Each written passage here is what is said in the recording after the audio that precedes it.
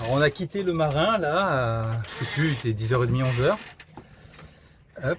Alors lorsqu'on est arrivé de la Transat, on est arrivé par ici, tout au fond là-bas, après les bateaux, on voit se dessiner Sainte-Lucie. Alors c'est pas notre destination, nous on va continuer par là-bas. Là-bas sous la voile, au fond, on voit le rocher du diamant. On va passer, on va le laisser sur notre tribord pour remonter vers les anses d'Arly. Alors quasiment tous les bateaux sont au moteur. On voit le Kata là qui est au moteur. Nous on est à la voile, pour dire on est à la voile, mais on avance à 2 nœuds et demi. Donc le trajet qui est prévu sur 2 heures, je pense qu'on va en avoir au moins pour 3h30, 4h. Bon voilà, on avance tranquillou. Peut-être qu'en étant un petit peu plus au large, on va attraper plus de vent. Bon bah sinon on va voir comment on va s'organiser. De toute façon on n'est pas pressé. On devait quitter le marin parce qu'on avait fini nos 15 jours. Et puis on n'avait pas envie de rester beaucoup plus longtemps. Hop là. On n'avait pas envie de rester beaucoup plus longtemps. Donc voilà, c'était vraiment sympa. Là-bas on voit l'anse de Sainte-Anne. Je pense qu'on s'arrêtera là lorsqu'on va redescendre de la Martinique pour aller vers Sainte-Lucie. On se mettra à l'ancre. À l'anse de Sainte-Anne, il y a un snack où on peut faire les démarches de clairance. Alors la clairance, le check-in, check-out, là, dès qu'on entre ou on quitte un territoire, elles sont obligatoires et on peut les faire maximum 24 heures avant. Moi j'ai demandé, comme on sait qu'on quittera la Martinique d'ici une quinzaine de jours, j'ai demandé à les faire en avance, ils m'ont dit non, c'est 24 heures. Donc en étant en mouillage à Sainte-Anne, on sait qu'il y a un snack. Ici en Martinique, ils ont une sorte de petit annuaire commercial qu'ils appellent Tiponton, qu'on trouve gratuitement chez tous les chips et dans pas mal d'endroits. Et dans la partie annuaire, vous avez tous les endroits où vous pouvez faire la clairance en Martinique. Ça c'est hyper pratique. C'est un petit document commercial qui est remis à jour tous les ans. Allez, nous on va continuer la nave pour aujourd'hui. C'est parti. Ça, c'est la navigation que je préfère. On est sous toile. Voilà, là on a sorti Génois GV. On navigue pépère. Bon, c'est pas foufou, on fait du 4 nœuds 5. Mais en même temps, il y a 6 nœuds de vent. Donc comme on est au 120, on va dire on est au grand largue quoi. Donc il n'y a pas vraiment beaucoup de vent, mais bon, on en a suffisamment pour avancer tranquillement. Le bateau est pas trop gité, il y a une petite houle de travers, mais voilà, elle est hyper légère quoi. Et ça redonne du plaisir à naviguer. Après les 3 semaines, là, enfin les 18 jours de transat qu'on a pris, les 15 jours ont fait du bien pour se reposer. Et puis on retrouve le plaisir de la navigation côtière. Voilà, c'est-à-dire un temps propice à la voile, un petit vent à 8 nœuds on va dire, et une mer relativement plate, et puis des beaux paysages. Voilà. Moi ce que j'aime c'est voir ça.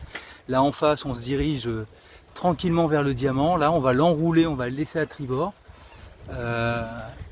Voilà, on retrouve le plaisir de la navigation côtière et vraiment ça fait du bien. Quand on aime ça, hein. Moi la navigation hauturière j'aime ça, mais à petite dose quoi. On est sous voile là, le vent est super bien établi, on a une toute petite houle et on passe devant le rocher du diamant. Alors moi je voulais passer par ce côté pour avoir cette vision, on dirait une sorte de gros crâne là qui sort de l'eau. C'est juste incroyable, c'est hyper beau, l'ensemble du rocher avec la terre derrière. Ah, c'est vraiment un site exceptionnel. Ça y est, on vient juste d'ancrer. Alors on est dans la petite anse d'Arly. Alors c'est super beau. Là on a l'église juste en face de nous.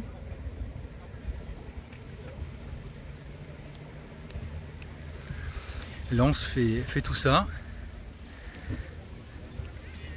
Et maintenant on va s'atteler à gonfler l'annexe parce que depuis la transat en fait on l'avait dégonflé pour la transat pour la stocker. Et puis ensuite on était au ponton et on était garé cul à quai, donc on ne pouvait pas stocker l'annexe. Donc maintenant qu'on est parti pour faire essentiellement du mouillage, l'annexe va être indispensable, notamment pour aller à terre. On va en avoir besoin. Nous sommes à Anse d'Arlay-le-Bourg. Alors Ikigai est juste en face, dans le soleil. Alors on a la chance de pouvoir bénéficier d'un ponton pour débarquer. Alors, le village est très très beau, l'eau est magnifique.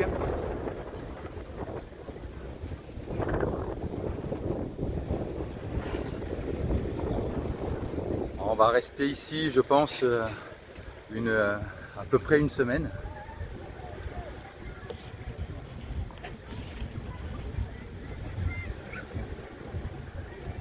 Alors de ce côté du ponton, ils ont immergé un récif.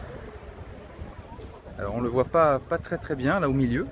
Et sur ce récif, il y a toute une vie qui s'est développée. Alors c'est pas mal parce qu'avec le masque et les tubes juste en bord de plage, on peut aller voir tout un tas de poissons et puis des tortues. Alors nous tous les matins au petit-déj, on a les tortues qui sortent leur tête de l'eau là pour nous dire bonjour. Voilà, l'endroit est vraiment sublime. Ici on a le ponton à dinghy qui est juste en face de l'église. Alors c'est très bien, on a de la chance d'en avoir un parce que pour débarquer puis attacher les annexes c'est sympa. Simplement celui-ci il est un peu haut et les annexes ont tendance à passer en dessous. Alors si on le voit mieux avec les annexes attachées là, certaines annexes se relèvent comme ça. Enfin les propriétaires relèvent certaines annexes comme ça pour éviter que le dinghy passe dessous. Parce que s'il passe dessous et que la marée monte, on se retrouve avec le moteur coincé sous le ponton. Voilà, alors nous on reste pas longtemps, en général on reste 1 heure ou 2, donc on n'a pas ce souci là. Notre annexe elle est tout au bout du ponton là-bas.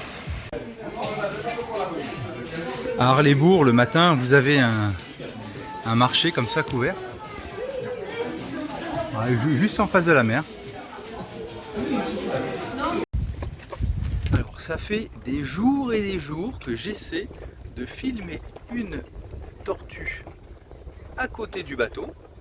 À chaque fois, le temps de prendre mon téléphone, pouf, elles ont reprolongé. Voilà, c'est vraiment génial. Alors ça, c'est des petits coucous qu'elles viennent nous faire, et surtout, enfin un peu toute la journée. Mais alors, ce qui est un régal, c'est lorsqu'elles viennent nous faire un coucou comme ça le matin au petit déjeuner. Donc là, ça c'est vraiment fabuleux.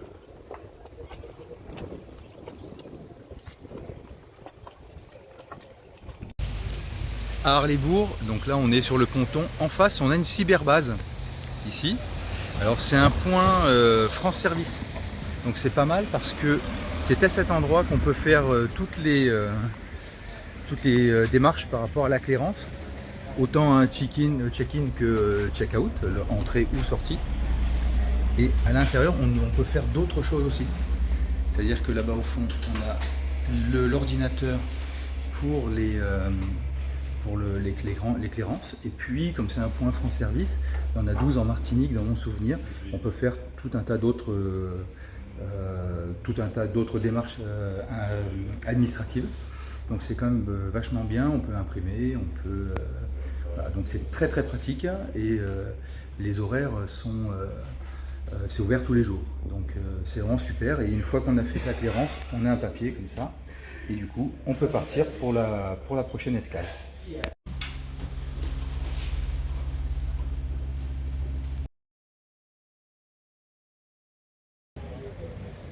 Cet après-midi, je vais plonger avec Olivier. On est au club de la Batelière là. C'est un copain plongeur aussi. Et donc on est à Schœlcher, à la Batelière. Et il y a une épave ici qui est pas très profonde, qui est à 15 mètres. Et c'est également une zone de mouillage. Donc ça va être certainement un endroit où on viendra mouiller par la suite lorsqu'on remontera vers la Guadeloupe, un peu plus au nord. Alors l'endroit est vraiment sympa. Alors la mise à l'eau peut se faire par la plage ou par bateau. Alors là on est sur une petite plage là qui est vraiment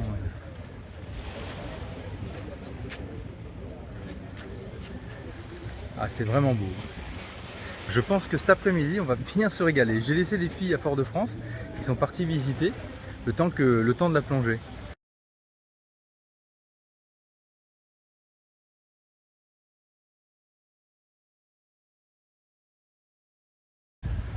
Alors là, on vient de finir nos plongées. On s'est régalé. On a fait 2 épaves en fait, la Lady 5 et le Yo-Yo, qui sont par ici. Alors elles sont à 15-16 mètres de fond. Ouais, ça a été une plongée de 55 minutes. Bon, c'était vraiment génial, l'eau était hyper bonne, ça regorge de vie. On a eu vraiment de la chance, on a vu une magnifique tortue là sortir d'une des épaves. Et elle était vraiment grosse, vraiment belle. Et puis bon, des poissons en pagaille de toutes les couleurs. Bon, pour un plongeur, c'est un peu le paradis quand même. Alors, cet après-midi, on passe l'après-midi à l'Anse d'Arlet. C'est encore un autre mouillage qu'on fera un peu plus tard. Donc là, on a pris la voiture pour venir ici. On a quand même des très très belles plages. On a pris le masque et le tube là pour un petit peu faire d'exploration sous-marine.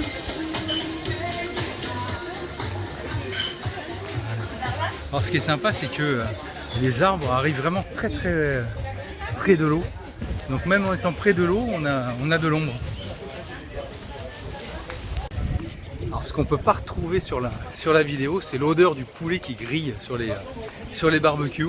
Alors ça, c'est tout de suite, ça donne faim en fait.